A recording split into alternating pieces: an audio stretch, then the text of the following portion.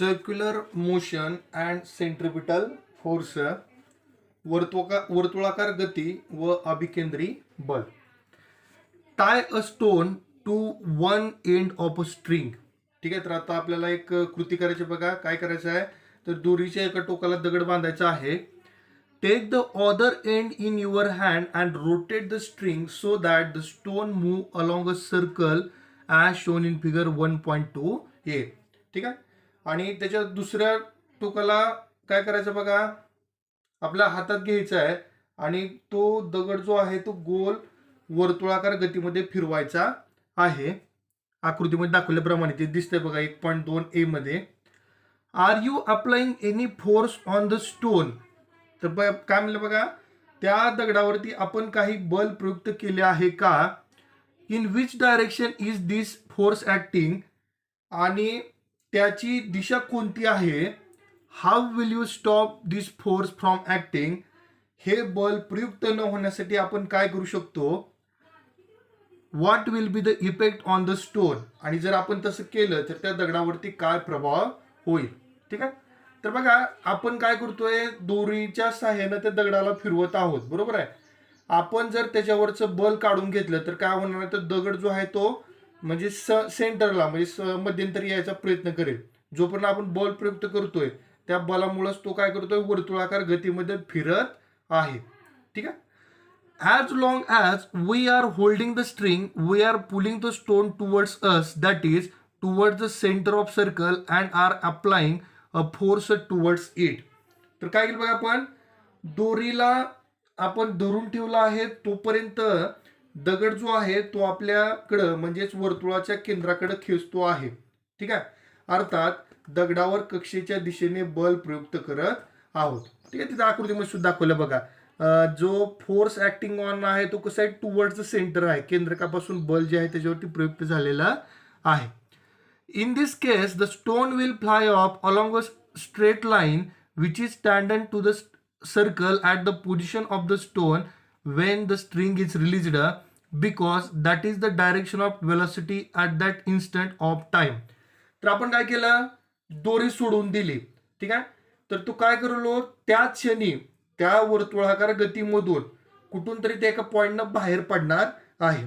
ठीक आहे, म्हणजे असं गृहीत धरूया की तो जो दगड आहे तो वर्तुळाकार मार्गामधून त्या वर्तुळाकाराला एका स्पर्शिकेच्या माध्यमातून तो बाहेर पडेल. आकृतीमध्ये सुद्धा दाखवले बघा, ब आकृतीमध्ये. ठीक आहे, अगदी त्या क्षणी ज्यावेळेस आपण ती दोरी जी आहे ती सोडून देऊ. ठीक आहे. You may recall that you have performed a similar activity previously in which a 5 rupee coin kept on a rotating circular disc flies off the disc along the tangent to the disc. ठीक आहे, तर बघा आपण गेल्या वर्षी सुद्धा अशाच पद्धतीची एक कृती करून बघितली होती. काय केलं आपण, एका फिरणाऱ्या चकतीवरती 5 रुपयाचं नाणं ठेवलं. ठीक आहे, आणि काय झालं, हळूहळू ती चकती गतिमान झाल्यानंतर नाणं जे आहे ते कडेला सरकत गेलं आणि एकदम एका मार्गातून ते बाहेर पडलेलं आपल्याला दिसलं. म्हणजे त्या वर्तुळाकार मार्गाला स्पर्शिकेच्या दिशेतून बाहेर फेकले गेलेलं आपल्याला पाहायला मिळालं. ठीक आहे, तर याच्यातून काय म्हणाले बघा, मग दस a force act on any object moving along a circle and it is directed toward the centre of circle, this is called the centripetal force. ठीक आहे, व्याख्या सांगितली बघा सेंट्रिपिटल फोर्सची. काय व्याख्या, मग वर्तुळाकार कक्षेत फिरणाऱ्या कोणत्याही वस्तूवर वर्तुळाच्या केंद्राच्या दिशेने बल प्रयुक्त होत असते, या बलास अभिकेंद्री बल असे म्हणतात.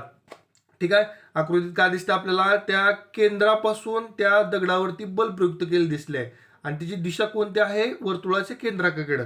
ठीक आहे, आणि त्याच बलास काय म्हणायचं, सेंट्रिपिटल फोर्स किंवा अभिकेंद्री बल असं म्हणायचं. ठीक आहे. Centripetal means center seeking, that is the object tries to go towards the center of circle because of this force.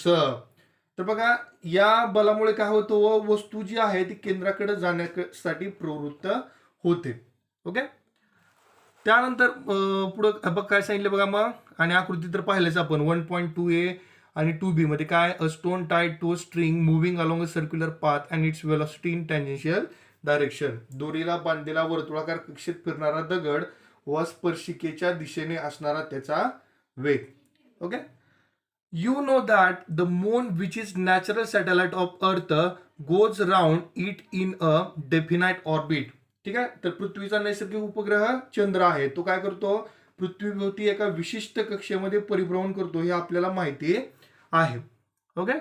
The direction of motion of the moon as well as its speed constantly changes during this motion. तर बघा, तर काय म्हणलंय, तर त्यावर तो फिरत असताना पृथ्वीभोवती त्याचा वेग जो आहे तो सारखा सारखा बदलत असतो. तर do you think some force is constantly acting on the moon. मग त्यावर काही बल सतत प्रयुक्त होत असेल काय. ठीक आहे. किंवा काय म्हणलं पुढं, what must be the direction of this force. त्या बलाची दिशा कोणती असेल. What would its motion have been if no such a force acted on it. आणि त्यावरती असे कुठलेही बल नसते तर चंद्राची गती कशी राहिली असते. Do the other planets in the solar system revolve around the sun in a similar fashion. आणि आपल्या सौरमालेतील इतर ग्रह सूर्याभोवती असेच परिभ्रमण करतात का. Is similar force acting on them. त्यावरही असे बल प्रयुक्त होत असते का. आणि what must B its direction. आणि त्याची दिशा कोणती असेल. ठीक आहे. तर वर बघितलेल्या उदाहरणावरून आपल्या एक गोष्ट लक्षात आली की जी वर्तुळाकार गतीमध्ये फिरणारी वस्तू आहे तिच्यावरती जे बल प्रयुक्त होतं ते त्याच्या केंद्राकडून प्रयुक्त केलं जातं. म्हणजे जर पृथ्वी आणि चंद्राचा विचार केला तर पृथ्वीकडून चंद्रावरती बल प्रयुक्त केलं जातं. आणि सूर्यमालेचा जर विचार केला, सूर्य जो आहे तो इतर ग्रहावरती बल प्रयुक्त करतो, त्यामुळं ते वर्तुळाकार मार्गात फिरतात आणि त्यांची जागा ते सोडत नाहीत. जर हे बल त्यांच्यावरती प्रयुक्त होत नसतं तर मात्र ते एकमेकावरती जाऊन आदळले असते किंवा ते आपली सौरमाला सोडून इतरत्र भटकले असते. म्हणजे असं झालं असतं. ठीक आहे. From the above activity, example and question, it is clear that for the moon to go around the earth there must be force which is exerted on the moon and this force must be exerted by earth which attracts the moon towards itself.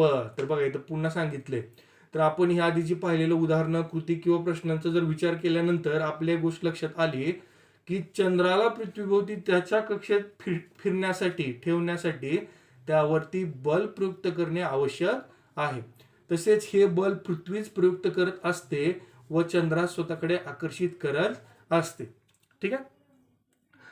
Similarly the sun must be attracting the planets including the earth towards itself. आणि त्याच पद्धतीने सूर्य देखील पृथ्वीसह सर्व ग्रहांना स्वतःकडे आकर्षित करत असतो. ठीक आहे.